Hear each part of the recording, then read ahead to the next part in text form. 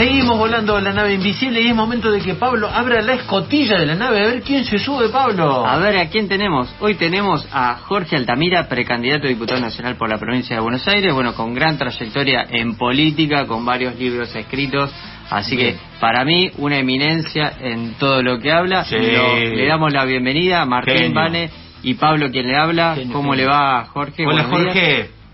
¿Qué tal? ¿Cómo están ustedes? Estoy, gracias por levantarse. Gracias por llamarme temprano. Gracias por levantarse el feriado tempranito. Así aprovechamos mejor el día. Claro. Jorge, lo vamos a estar consultando con algunas cositas, pero nos quedó haciendo ruido. La semana pasada entrevistamos a Marcelo Ramal y estuvimos hablando sobre la deuda del FMI y todo. Y bueno, sabemos que esto es medio impagable. Sí. Que ¿Medio? Sí, medio impagable, va a ser impagable y todo. Quería que nos haga un pequeño resumen, pero lo más importante es, ¿cuál es la propuesta? ¿Cómo se sale, si hay salida de esto? ¿O a dónde hay que apuntar para salir de esto, no? Bueno, efectivamente en un país que tiene 400.000 millones de dólares de deuda y 100.000 millones de dólares adicionales de deuda de las compañías que se encuentran en Argentina, la salida pasa por resolver ese problema y nosotros opinamos que es una deuda que no se debe pagar más, primero porque es una carga insoportable para el país. Cuidado porque el concepto de que es impagable es correcto, pero hay que relativizarlo, porque a través de acuerdos para pagar, que en realidad no se van a pagar, se van imponiendo planes que incrementan la tasa de beneficio de las empresas y reducen el nivel salarial de los trabajadores. Claro. Es decir, lo que nosotros conocemos popularmente como ajuste. Claro. Entonces, es el soporte de una política contraria a los intereses de las mayorías. Miren, el otro día lo escuché a Zabaleta, el nuevo ministro, que dijo un par de cosas, lo escuché yo directamente en la radio, no me lo contó nadie, con relación a los planes sociales. Dijo que se van a mantener a condición de que los trabajadores que tienen esos planes acepten trabajar en el levantamiento de las cosechas, que es un trabajo temporario, que en el campo necesitan, dice, y por lo tanto es un abaratamiento de la mano de obra colosal. Claro. Que ya tiene un plan. Claro. Fíjense, tenemos un problema. La gente no quiere trabajar en la cosecha porque si trabaja legalmente tiene que abandonar el plan. Claro. Admitió que lo que se paga en la cosecha es inferior al plan. Entonces el que tiene el plan dice, entre trabajar en una cosecha por menos que lo que me da el plan, me quedo con el plan. Claro. Es lo fácil. Te quedás con el plan a condición de que trabajes en la cosecha. Claro. Todo esto es un esquema de superexplotación que naturalmente nuestra corriente, en este caso político-obrera, va señalando sistemáticamente. Otra cosa más que les quiero decir. A ver. Nosotros hablamos de la deuda argentina. Sí. La deuda argentina, naturalmente, si incluimos la privada, supera el 100% del PBI. Pero cuando sumamos la deuda pública de todos los estados del mundo, con relación al PBI mundial, estoy anotando, no es del 110%, a ver, es del 400%. No me alcanza. Por lo tanto, el capitalismo tiene un problema de conjunto, porque en la medida en que hay una deuda tan elevada, muchísimas empresas, y esto es real, cada vez crece más lo que se llaman empresas basura, ahora no me recuerdo cómo se dice en inglés, empresa basura que lo que obtienen como beneficio es inferior a la deuda que tienen que pagar, los intereses y la amortización del capital. Entonces acá ellos tienen una contradicción muy grande. Y nadie se dio cuenta de que ellos están buscando una salida con la emisión de una moneda del FMI. Ojo con esto, porque cuando el FMI le da 4.000 millones de dólares a la Argentina en esta moneda que se llama derechos especiales de giro. Claro, que son los que venían por la pandemia, digamos. supuestamente. No, ellos dijeron que por la pandemia. Claro, sí. Pero van 2.000 millones de dólares, cada uno de acuerdo al tamaño de su participación en el FMI. Uf. Y Argentina agarra esos 4.000 millones de dólares y paga la deuda. En el fondo lo que están haciendo es desconociendo la deuda. Claro. ¿Se dan cuenta por qué? Claro. Yo te debo a vos y vos me das la guita para que yo te pague a vos, claro, pero no como préstamo, claro, sino como dinero, claro. Porque yo amplié la emisión mía. Claro. Naturalmente que es en una escala pequeña todavía, pero es una indicación que contra todo lo que dice el chantismo argentino, cuando nosotros planteamos el no pago de la deuda, sí, estamos en la onda más profunda de la situación, al punto que el FMI, Estados Unidos, la Unión Europea admiten la posición nuestra. Claro, de no pagar la deuda, sí. Que esto es impagable para el funcionamiento del propio capitalismo. Sí, pero Jorge, perdón, pero si ellos lo ponen en esos términos, no podrían, digamos, bajar los efectos a los sectores populares. No, eso lo preserva. Claro. No, no lo pueden poner en esos términos tampoco. No, porque en eso consiste el canje. Claro. Es decir, yo emito moneda, que según mi ley experta es un crimen, sí, pero no dijeron nada de que el FMI ha creado una moneda de la nada. Claro. De la nada. Claro. ¿Cuál es el respaldo de esa moneda? Claro, ninguno. El mismo FMI. Una resolución del directorio que dice poder crear moneda. Sí. La arbitrariedad propia del FMI. Lógico. Ellos toman esa medida, pero a condición de que el funcionamiento del sistema capitalista se ajuste más a sus necesidades, como por ejemplo la abolición del derecho laboral.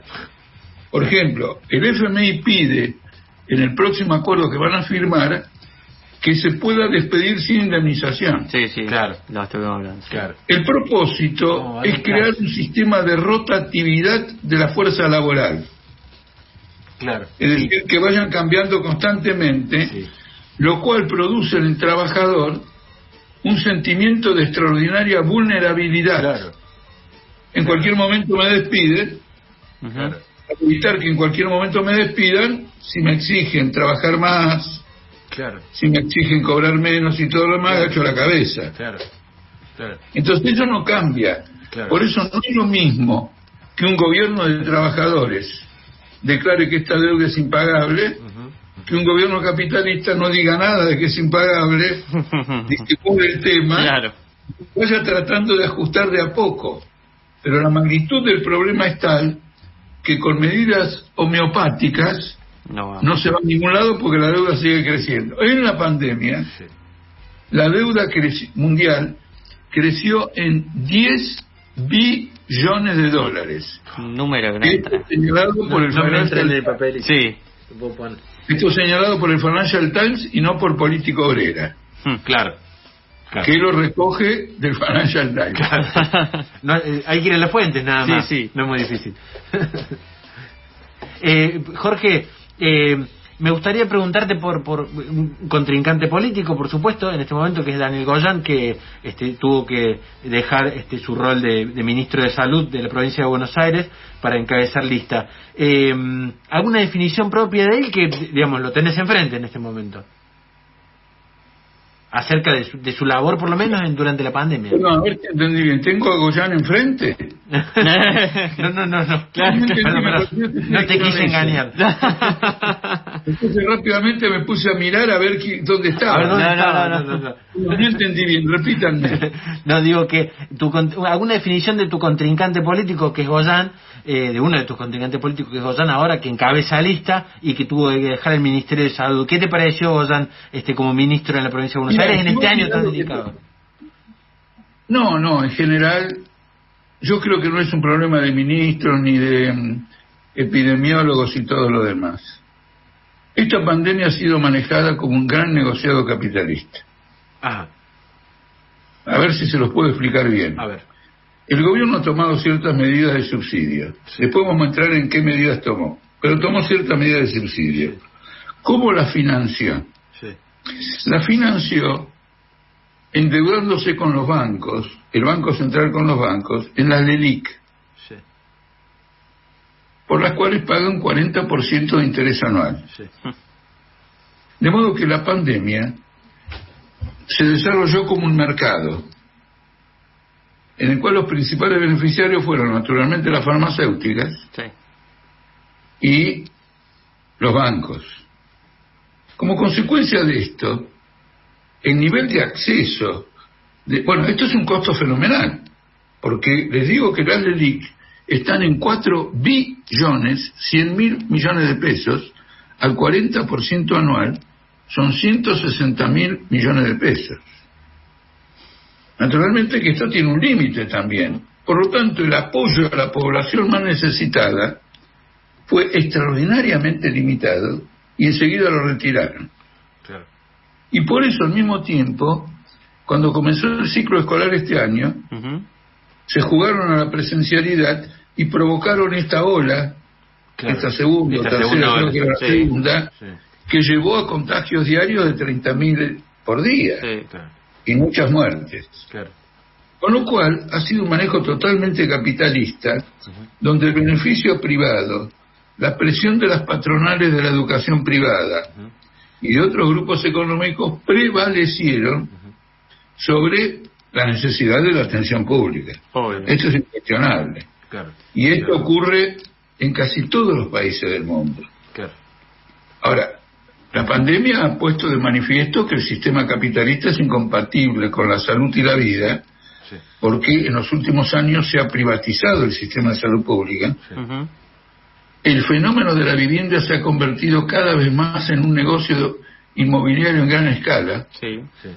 No se construye nada para un trabajador Sí, y claro. pululan los edificios en torre. Exacto. Recientemente se aprobó la rezonificación de Boedo Sí.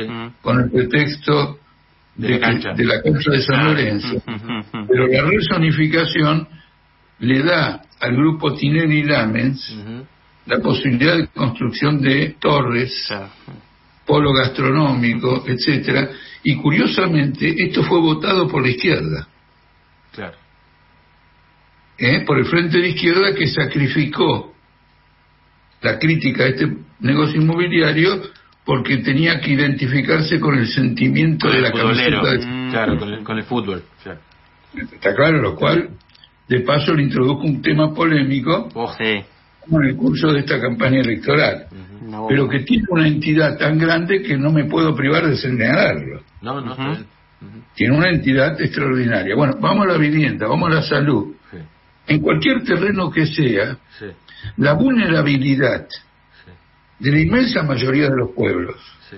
en materia de salud y de vivienda Sí. ha sido extraordinaria. Y ahora Goyan es hombre de un gobierno, Sí. de todo un sistema.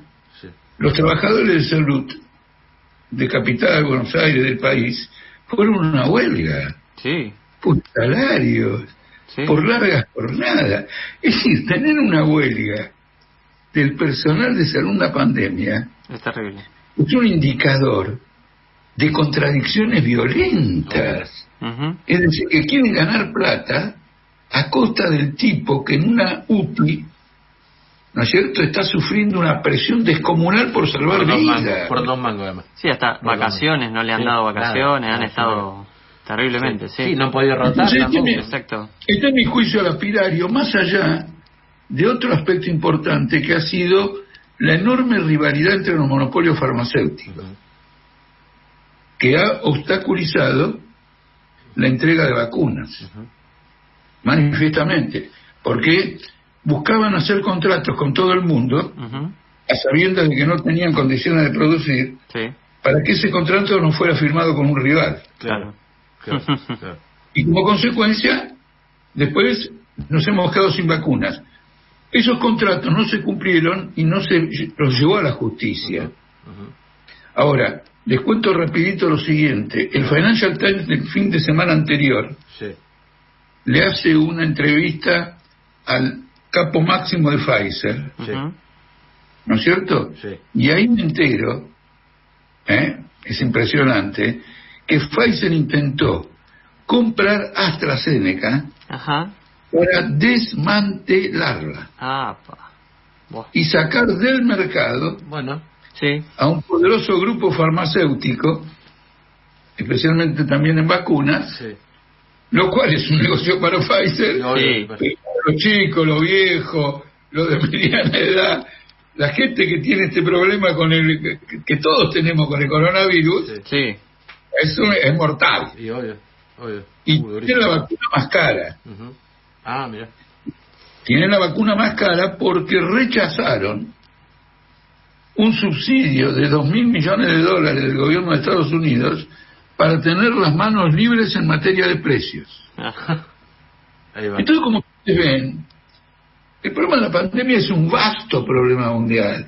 Es una crisis humanitaria que está íntimamente ligada a la sociedad que vivimos, la sociedad capitalista, que con el cambio climático, la deforestación, los glifosatos, ha provocado una alteración en la biodiversidad que abre lugar a todo tipo de desarreglos de la naturaleza. Como una pandemia, por ejemplo. Como una pandemia de estas características. Y en el fondo, en última instancia, las circunstancias de que hemos tenido tantas pandemias y epidemias en los últimos 15 años, tienen que responder a algo, es excepcional.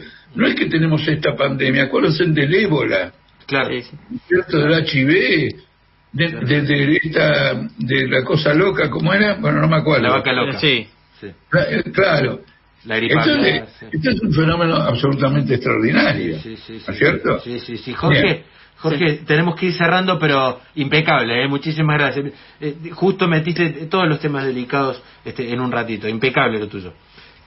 Bueno, muchísimas les gracias. agradezco muchísimo, especialmente porque noto una verdadera veda en los grandes medios de comunicación respecto a política obrera, y cerrar con el siguiente tema. Nosotros, política obrera, no nos presentamos con el objetivo ni el deseo de ser ni cuarta, ni tercera, ni quinta, ni primera fuerza. Quiero declarar abiertamente que nosotros con estos planteos somos una fuerza antagónica con el sistema, ¿no es cierto? Por eso hemos hecho esta lista de política obrera que representa este punto de vista, y que en el caso mío me presenta una provincia con la lista 322, acompañado por una líder histórica del polo obrero, Eva Gutiérrez. Muchas gracias, Jorge. La verdad, estamos muy agradecidos por la nota. Estamos atentos. Bueno, muchísimas gracias. Un abrazo grande.